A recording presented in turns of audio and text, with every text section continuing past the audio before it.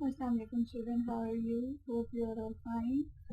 Now student, our last tense or the type of tense is the future tense.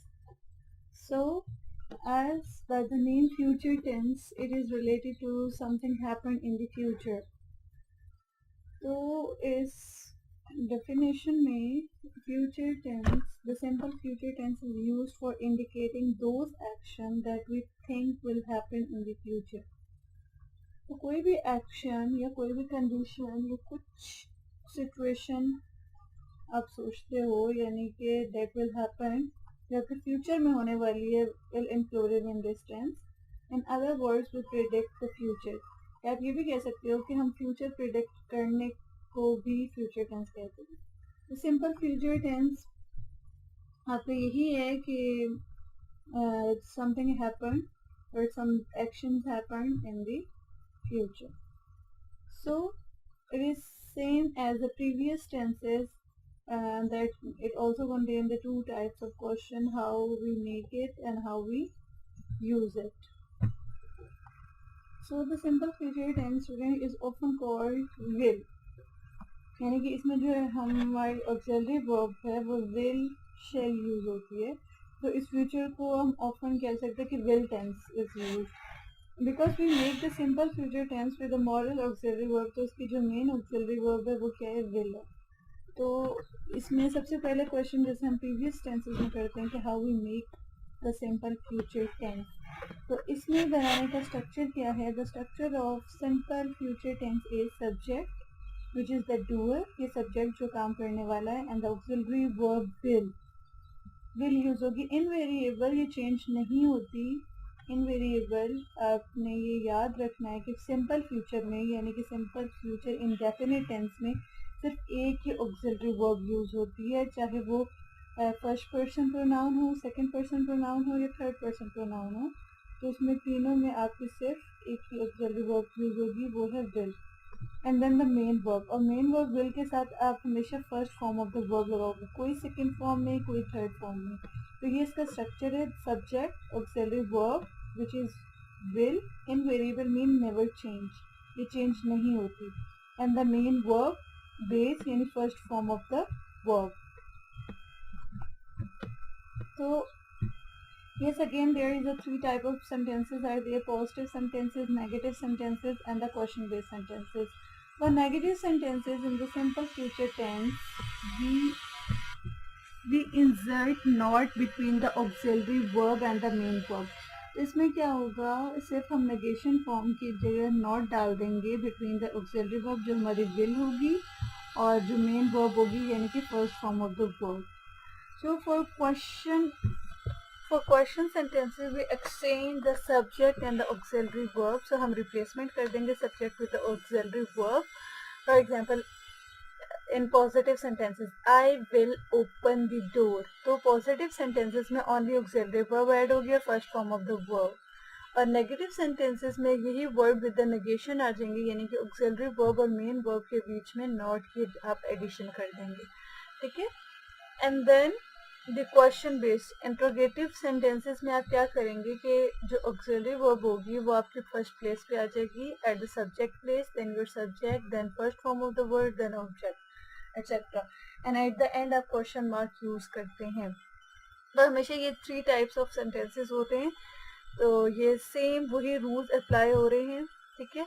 Then when we used the simple future tense तो इनमें भी contraction होती है. सो I will को हम ऐसे लिख लेते हैं, you will, he will, she will, we will, it will, they will.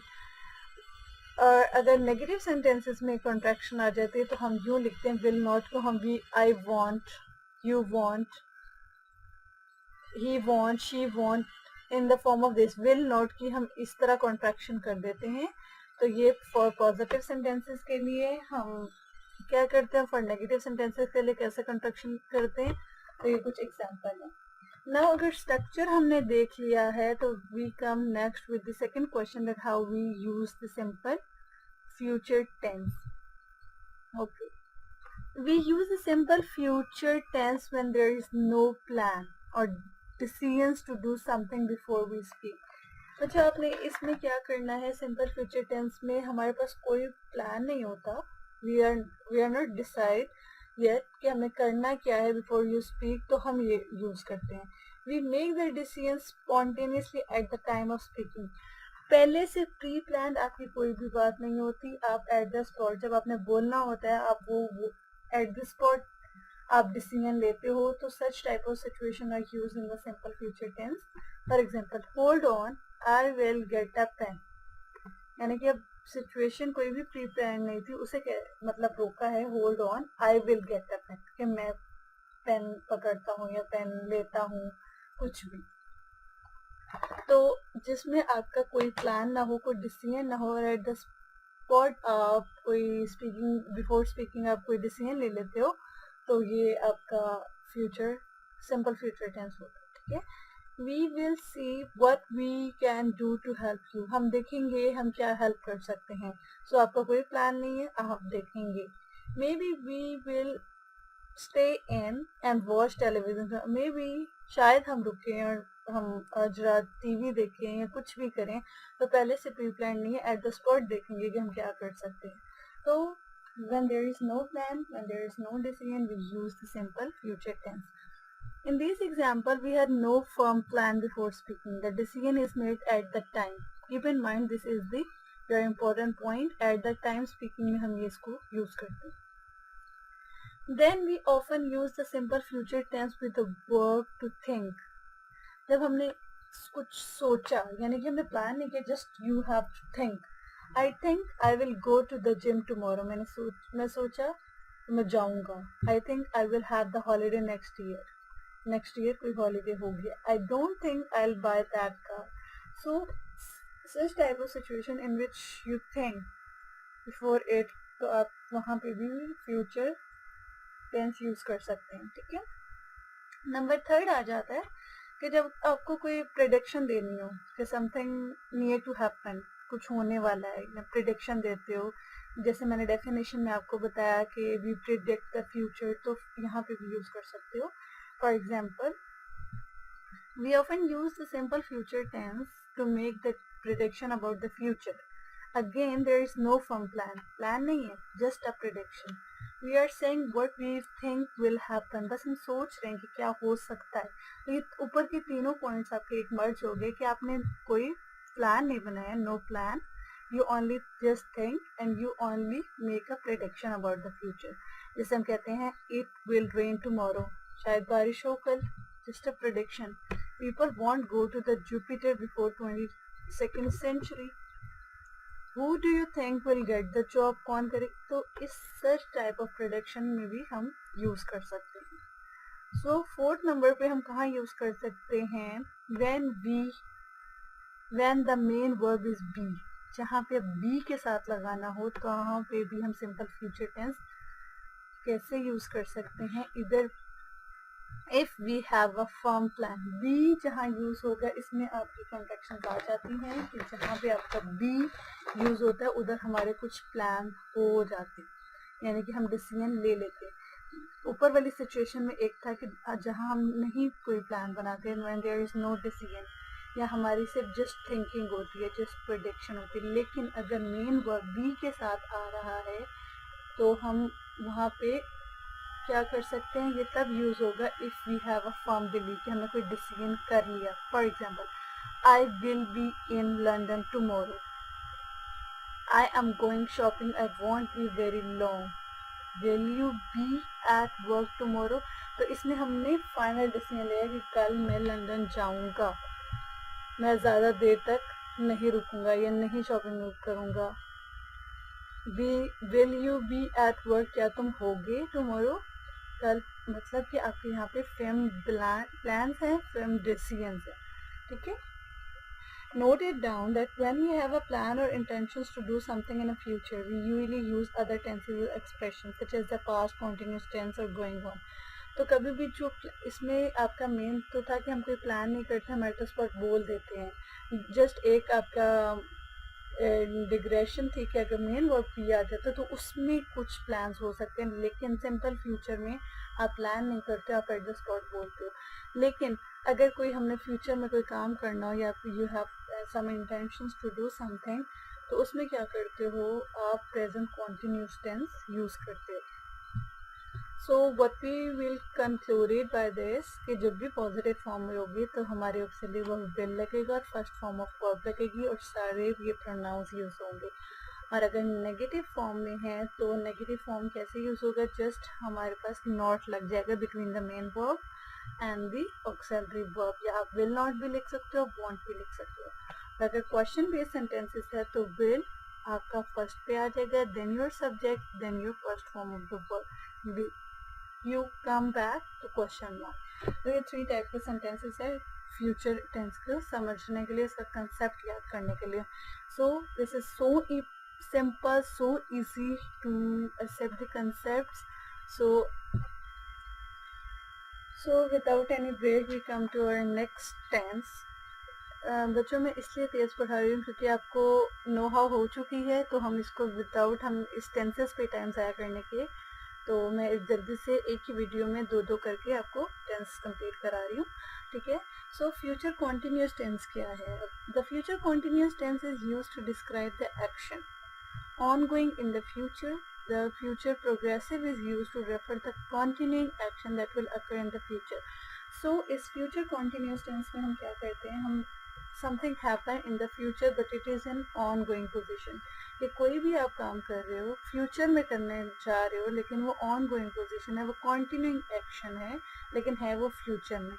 तो such type of situations, this type of actions are included in the future continuous tense.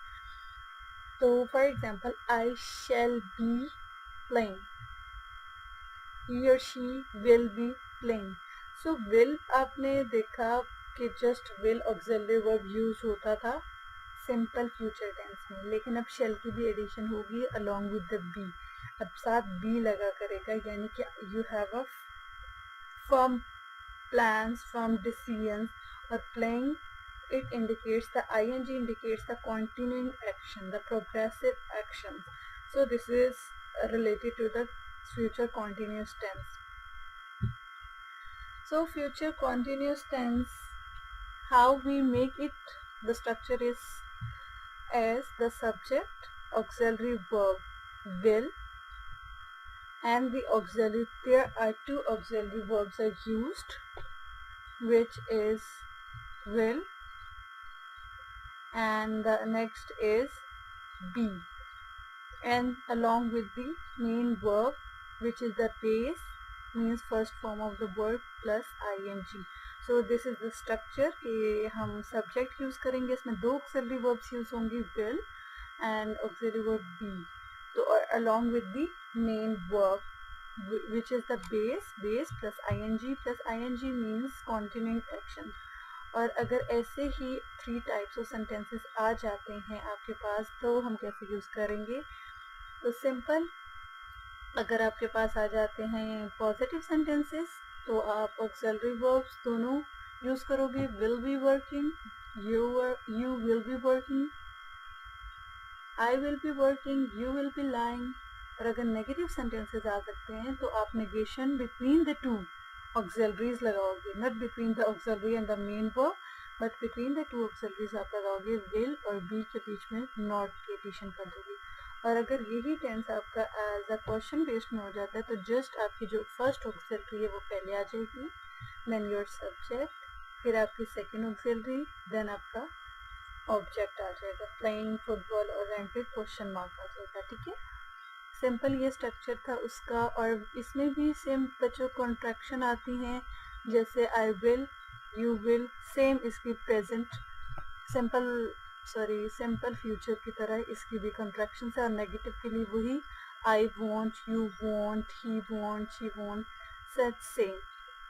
We sometimes use shall instead of will, especially ing. Yes, ऊपर structure जो definition में बताया उधर shall भी use हो रहा था जैसे मैंने बताया, लेकिन स्ट्रक्चर में हमें कोई shall नहीं यूज़ हुआ. लेकिन कभी कभी ऐसी सिचुएशन आ जाती हैं जैसे I और we के साथ हम shall यूज़ करते हैं.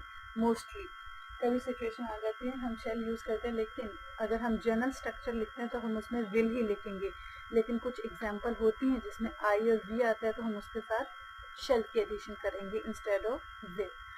So हमारा structure हो गया that how we make it, what is the use of it, वो हम देखते हैं कि what is the use of it. The future continuous tense expresses the action of the particular movement. Note it down कि particular movement में हो रहा है लेकिन in the future हो रहा है, ठीक है. The action will start before the movement but it will not finish at the movement. इसमें क्या होता है कि हमारा एक्शन स्टार्ट हो जाता है लेकिन एक्शन हमारा फिनिश नहीं होता है, इट इज अनफिनिश्ड. ये भी कॉन्टिन्यू फॉर्म में होता है. For example, tomorrow I will start work at 2 PM and stop work at 6 PM. यानी कि आपका वर्क स्टार्ट हुआ था 2 PM में लेकिन एंड कब हुआ था 6 PM. तो बिटवीन दिस टाइम तो you will be still working. तो ये देखिए, at 4 PM I will be in the middle of working, कि मैं काम के दौरान था. It is in the continuing form. तो इन दो टाइम पीरियड के बीच का जो पीरियड होगा it is included in the future continuous tense. Here are some more examples to understand what time we are talking about. This is I will be playing tennis at 10 AM tomorrow. Won't be watching. What will you be doing at. So आपने देखा कि time period साथ आ रहे हैं. तो time period shows that it is in the continuing position कि आप action 10 AM, 9 PM, 10 PM tonight. What do we do when I arrive? When I telephone her? When the film starts? It is raining when you return. So it is talk about some time we are talking about. So this is all included in the continuing position or in the progressive form. So what we included by this present future continuous express the action that will ongoing at some time in the future. Positive में वही हम लगाएंगे subject will be and first form plus ing. I will be storming tomorrow. और negative में I is subject, will not be, not लगेगा two auxiliary verbs के बीच में and then the first form plus ing. I will not be storming tomorrow. और question based आ जाएगा तो यही will पहले आ जाएगा, then subject, then second auxiliary, then first form plus ing. Will it be storming tomorrow? So this is the concluding that how we make the structure of the future continuous tense and how we use the future continuous.